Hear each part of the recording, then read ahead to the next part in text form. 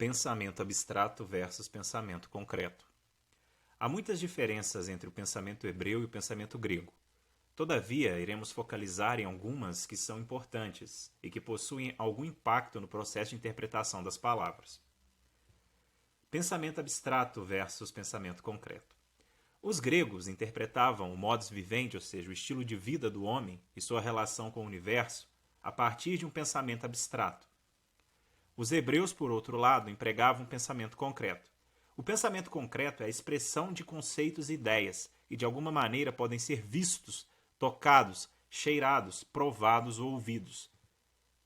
Todos os 5 sentidos são empregados quando falamos, ouvimos, escrevemos ou lemos a língua hebraica.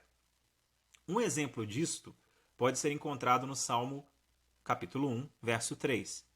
Ele é como árvore plantada junto a uma corrente de águas, que no devido tempo dá o seu fruto, e cuja folhagem não murcha, e tudo o que ele faz será bem sucedido. Nesta passagem, o autor expressa seus pensamentos em termos concretos, tais como árvore, corrente de águas, fruto e folhagem. O pensamento abstrato é a expressão de conceitos e ideias que, de alguma maneira, não podem ser vistos, tocados, cheirados, provados ou ouvidos.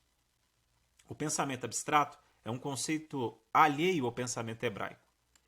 Exemplos de pensamento abstrato podem ser encontrados no Salmo 103, verso 8. O Senhor é compassivo e bondoso, tardio em irar-se e rico em bondade. As palavras compassivo, bondoso, tardio em irar-se e rico em bondade são todas conceitos abstratos, pois elas não podem ser experimentadas pelos sentidos.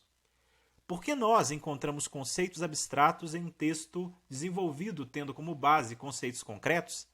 Na realidade, encontramos palavras portuguesas abstratas utilizadas para traduzir palavras hebraicas concretas. Os tradutores frequentemente traduzem desta forma porque o texto original hebraico não faz sentido quando traduzido literalmente para o português. Então a primeira coisa que a gente tem que observar é que o pensamento concreto ele tem uma ligação com aquilo que se pode experimentar. O homem do Antigo Oriente era um homem experimentado. Os seus sentidos estavam à flor da pele. Quando ele, por exemplo, realizava um trabalho, quando ele, por exemplo, procurava seus animais que se extraviavam, quando eles sentiam, por exemplo, o calor, o vento, tudo que está relacionado ao empirismo, ou seja, ao experimentar, está relacionado ao pensamento do homem bíblico. O homem bíblico é um homem em movimento.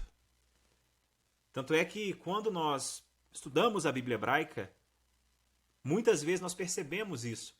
Muitos verbos relacionados a movimentos, a ações. Então a cultura hebraica é uma cultura concreta. Uma cultura totalmente real. Um livro que eu recomendo nesse sentido é o livro Antropologia do Antigo Testamento, que foi lançado pela editora Agnus. Neste livro você poderá compreender um pouco sobre essa forma de pensamento dos antigos semitas, dos antigos hebreus. E você vai se surpreender. E é justamente por isso que muitas vezes há um desafio para o tradutor.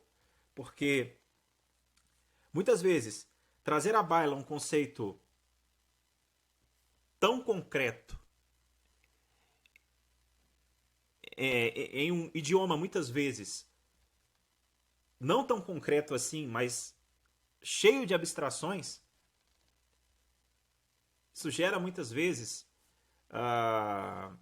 uma grande dificuldade no processo de tradução. Mas como bem disse o Adin Steinsaltz, toda tradução é um comentário. Há comentários bons e há comentários ruins.